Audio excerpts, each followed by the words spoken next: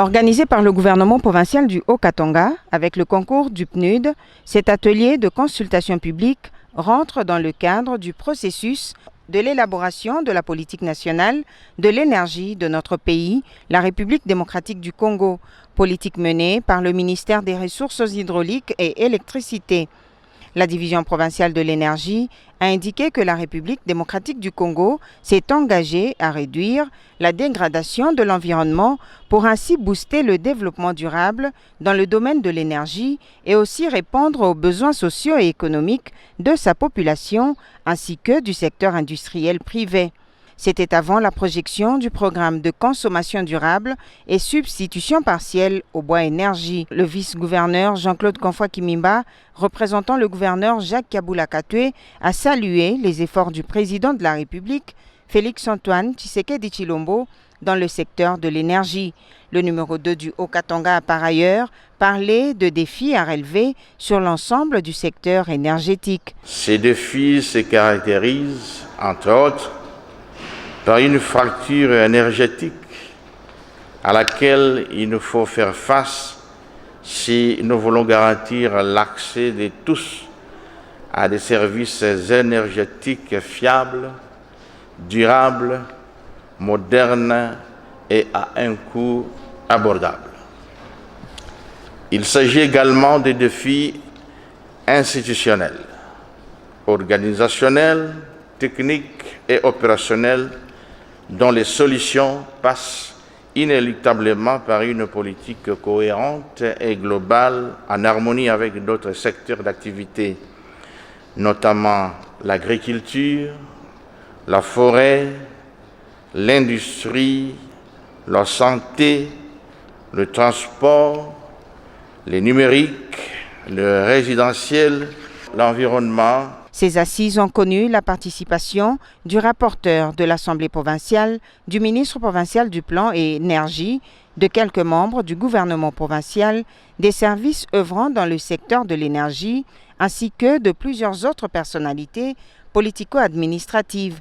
Débuté ce 20 octobre, l'atelier de consultation publique va se clôturer ce vendredi 21 octobre 2022. La route Lubumbashi subit régulièrement des transformations. Un bâton des deux bandes, muni d'un séparateur avec lampadaire solaire au milieu de la voie. Sur les 3 km 500, il ne reste que 270 mètres asphaltés et où se concentrent actuellement les travaux entre les avenues Ngouba et Chituru. Le gouverneur de province est descendu ce jeudi 20 octobre 2022 inspecter ces travaux. Jacques Kabula Katwe a reçu toutes les explications sur leur avancement. Il a demandé à l'entrepreneur d'accélérer les travaux pour qu'avant les grandes pluies, cette voie, fortement fréquentée, soit totalement achevée. À son passage, ces grands travaux ont été salués par les compatriotes de l'ICASI. Poursuivant sa ronde, le numéro 1 du Haut-Katanga se rendra sur la commune de Chituru. Sur l'avenue circulaire, près de 3 km de route en boucle seront asphaltés. Cette boucle relie la SNCC à l'UCS. Tous s'activent sur le terrain pour faire avancer les travaux concentrés pour l'instant à l'assainissement avant l'asphaltage de la chaussée. Le gouverneur de province a apprécié la qualité des caniveaux en béton armé pour une bonne canalisation des eaux et la protection des lavoirs. Jacques Kabula Katwe multiplie ses descentes sur terrain pour que, dans un délai raisonnable, toutes les routes dont les travaux ont été amorcés soient achevées selon le planning du gouvernement provincial du Haut-Katanga. Nous avons conduit une délégation venue du niveau national. Donc ici représenté par le directeur qui s'occupe de la santé de la mère, de l'enfant, de l'adolescent et le président du collectif des ONG de la société civile pour un plaidoyer en matière de la santé pour que dans l'élaboration du budget qu'on tienne compte du secteur santé en connaissant une croissance budgétaire, donc qu'on puisse allouer le minimum de 15% du budget total au secteur de la santé pour être en adéquation avec les engagements que le pays avait pris à Abuja en 2001. Le vice-gouverneur a été très réceptif et a encouragé que l'équipe continue à travailler avec la commission santé, la commission du budget et les finances. Et tout à l'heure, nous serons aussi reçus avec eux à l'Assemblée provinciale qui est l'autorité délibérante ou l'autorité budgétaire de la province pour leur implication pour que ces directives soient prises en compte. Le gouverneur de province Jacques Yabula Katwe a échangé ce mercredi 19 octobre 2022 avec le ministre tanzanien de l'Information et Nouvelles Technologies, Nape Nnauye, séjourne à Lubumbashi pour participer au forum sur les nouvelles technologies de l'information. Les deux personnalités ont échangé sur différents sujets qui cadrent avec la consolidation de la paix sociale entre les Congolais et les Tanzaniens. Les deux pays frères veulent élargir leur coopération dans d'autres domaines, notamment dans la construction des infrastructures de base pour le bien de leurs populations respectives. Étant ministre de l'Information, Nape veut voir les médias du Haut-Katanga et ceux de la Tanzanie travailler en collaboration afin de donner les informations fiables à leur peuple. Najua tulikuja kwa ajili ya mkutano wa kuangalia maeneo ya kushirikiana zaidi kwenye mambo ya ICT. Tumefanya huo mkutano jana na leo unamalizika, kwa hiyo nikuja kumshukuru gavana kwa maandalizi mazuri, kutuweka hapa salama, tumekaa vizuri. Lakini pia nimekuja kumkaribisha. Nataka yeye na timu hasa ya waandishi wa habari, nataka aje Tanzania, tuangalie ushirikiano wa waandishi wa habari wa hapa na waandishi wa habari wa Tanzania, na hasa vyombo vya habari vinavyozungumza Kiswahili na vingine. Lakini pia mimi kama waziri wa habari nasimamia vyombo vya habari vya serikali. Sasa nataka vyombo vya habari vya serikali ya Tanzania viangalie uwezekano wa kuwa na waandishi wa habari wanakaa hapa Lubumbashi. Tupate watu wa Lubumbashi hapa wanaoongea Kiswahili, tuwatengeneze wawe waandishi wa habari ili tupate habari kutoka hapa, habari za Watanzania, habari za Wakongo, lakini pia na vyombo vya hapa vipate habari za kutoka nyumbani. Na kwa hiyo tumekubaliana kwamba baada ya muda tutamwalika, atafanya ziara Tanzania, na sisi tutaendelea kushirikiana kuona Tanzania na wenzetu hapa, sisi ni ndugu wa muda mrefu. Tuendelee kushirikiana na tuongeze mashirikiano. Lakini pia tumezungumza habari ya kuwa na miradi mbalimbali, kushirikiana katika miradi ya ujenzi wa miundombinu, ujenzi wa maisha ya watu, majumba ya watu. Tumezungumza namna ambavyo sisi na wao tunaweza kushirikiana kama ndugu kuleta maendeleo ya watu wetu. Cette rencontre sur les nouvelles technologies de l'information et de la communication entre la RDC et la Tanzanie est placée sous le thème « Tirer parti des possibilités de collaboration en matière d'investissement, de commerce et d'affaires dans les technologies de l'information et de la communication ». Au cours de ces assises, les deux délégations congolaises et tanzaniennes qui prennent part à ces travaux vont échanger sur la coopération bilatérale pour les opportunités d'investissement qu'offrent les technologies de l'information et de la communication entre les deux pays. Le gouverneur Jacques Yabula Katwe a dans son mot de bienvenue salué la coopération qui s'enracine et se développe davantage entre les deux pays. La République démocratique du Congo en général et la province du Haut-Katanga en particulier n'échappe pas à cette dynamique qu'impriment aujourd'hui les nouvelles technologies de l'information.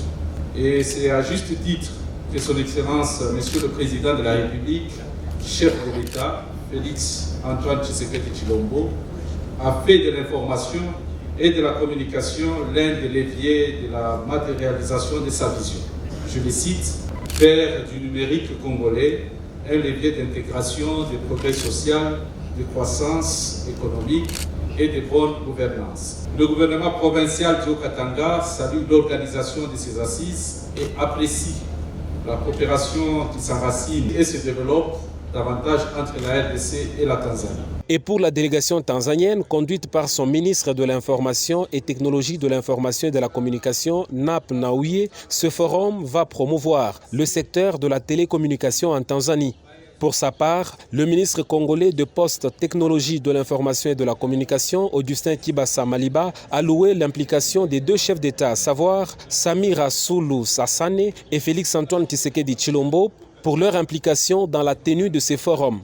Le ministre Kibasa se dit satisfait de l'expansion du trafic de télécommunications en Afrique en général et en République démocratique du Congo en particulier. Aujourd'hui, notre continent est déjà connecté à une vingtaine de systèmes sous-marins internationaux à fibre optique. De nouveaux câbles, à l'instar de Equiano, de PIS, de Elalink, de Tout Africa, sont en cours de déploiement par des consortiums d'entreprises et seront prêts à nous servir d'ici 2023, une exceptionnelle opportunité pour nos deux pays. La dernière étape de la cérémonie d'ouverture du Forum ITC Investment 2022 était consacrée à la visite de l'exposition des sociétés de télécommunications de la RDC et de la République unie de Tanzanie.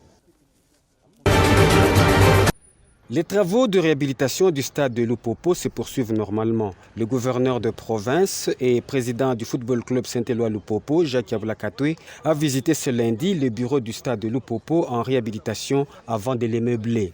Après l'accueil par quelques membres du comité d'honneur et du comité directeur, Jacques Yavoula Katoué a visité le bureau presse du coach, du secrétaire et trésorier, le cafétéria, le dispensaire et la salle de réunion dont les murs sont peints en jaune et bleu, le plafond et le pavement renouvelés. Le président du football club Saint-Éloi Lupopo, Jacques Yavoula Katoué, s'est dit satisfait et souhaite que les travaux avancent à cette allure pour mettre à la disposition des joueurs et de la population un stade digne. Ça, c'est l'œuvre du comité sportif, piloté par M. Joseph Berthier, qui a pris en charge presque la totalité du coût de réflexion, raison pour laquelle nous sommes là. Question de voir comment continuer avec la suite des travaux. Donc nous avions promis dans notre plan d'action qu'il était question de relever le niveau du club, c'est ce qui est en train de se faire, c'est-à-dire construire l'équipe. Mais il était aussi question de doter le club des infrastructures telles que le terrain avec pelouse synthétique, et c'est en bois, mais aussi la tribune, donc le stade lui-même. Et donc c'est en cours. Nous y allons petit à petit parce que nous comptons sur les cotisations des membres. Et au fur et à mesure que nous évoluons, les gens de bonne volonté viendront nous assister pour que nous puissions doter l'équipe de Lupopo d'un stade digne de ce nom. Une fois les travaux finis, le stade de Lupopo contribuera à la beauté de la ville de Lubumbashi. La ville de Lubumbashi accueille à partir de ce mardi 18 octobre 2022 un forum bilatéral sur les nouvelles technologies de l'information et de la communication entre la République démocratique du Congo et la Tanzanie, dénommé Investment Forum 2022. Voilà qui explique la présence du ministre Augustin Kibasa Maliba, accueilli dans l'après-midi de ce lundi à l'aéroport international de Luano par le ministre provincial de la communication, Arce Joseph Kayumba. C'est le rapprochement entre la République sœur de Tanzanie et la République démocratique du Congo, parce que vous devez savoir que dans le domaine qui est le nôtre, c'est-à-dire aussi bien la télécommunication que les nouvelles technologies de l'information et de la communication, le socle de tout ça, ce sont les infrastructures.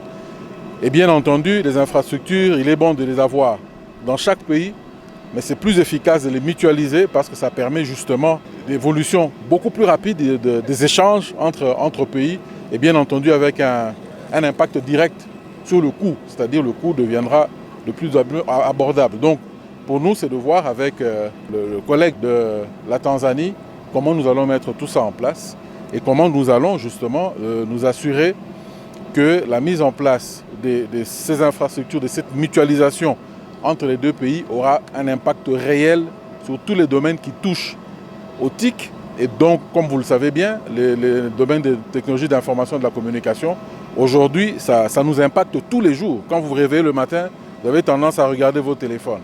Vous êtes déjà justement dans ce que nous sommes appelés à faire.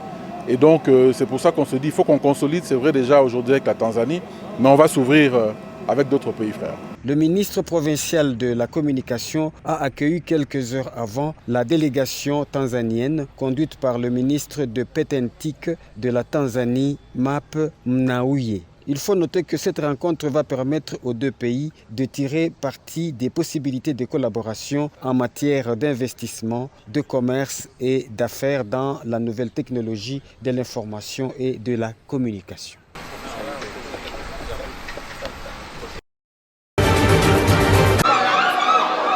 Au total, 1398 lauréats ont été concernés par cette cérémonie de collation des grades académiques pour l'année 2021-2022, organisée ce samedi 15 octobre 2022 à l'Université protestante de Lubumbashi.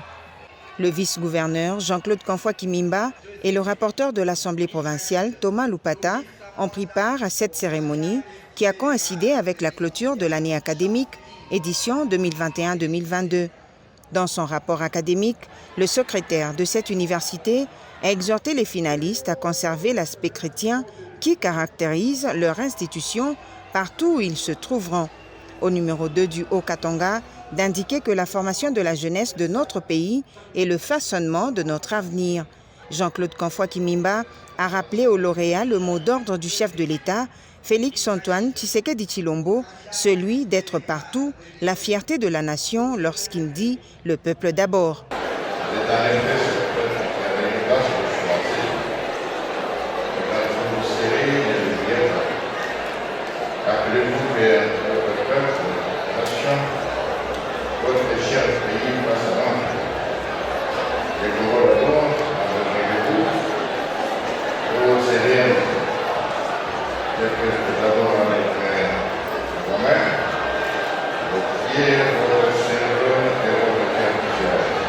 Il s'ensuivra la proclamation des résultats par faculté et les grades académiques conférés aux lauréats, exercice auquel se sont prêtés avec joie le vice-gouverneur et le rapporteur de l'Assemblée provinciale.